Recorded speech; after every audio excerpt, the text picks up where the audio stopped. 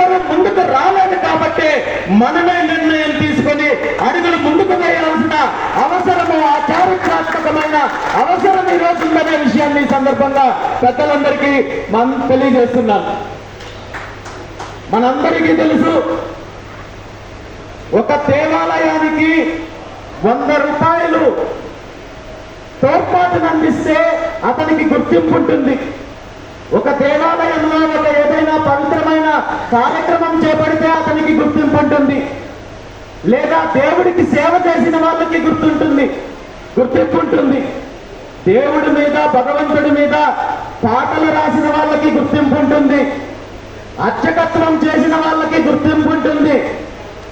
కానీ దురదృష్టం ఏంటంటే ఈ కలియుగ దైవం సాక్షాత్తు వెంకటేశ్వర స్వామి ఈ కలియుగంలో వెలవడానికి మొట్టమొదటిసారిగా ఎవరికైతే దర్శనమిచ్చారో ఆ మహనీయుడికి ఇప్పటి వరకు గుర్తింపు రాలేదంటే నిజంగా ఆ మహనీయుడు జాతిలో పుట్టిన మనము మొట్టమొదటిసారిగా సిగ్గుతో తలదించుకోవాల్సిన అవసరం ఉంది.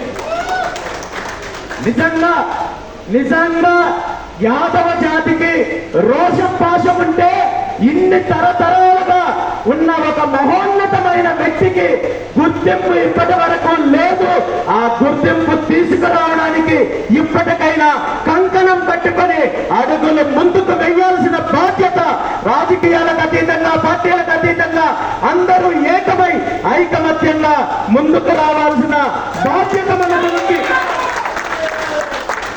అలాంటి మహనీయులు శరభయ్య యాదవ గారు ఆనాడు వెంకటేశ్వర స్వామి ఈ కలియుగంలో అవతరించినప్పటి నుండి కేవలం ఆయన మాత్రమే కాదు, వెంకటేశ్వర స్వామికి ఆయన తరం నుండి ఈనాటి తరం వరకు వారు ఎటువంటి ఆలోచనలు లేకుండా, ఎటువంటి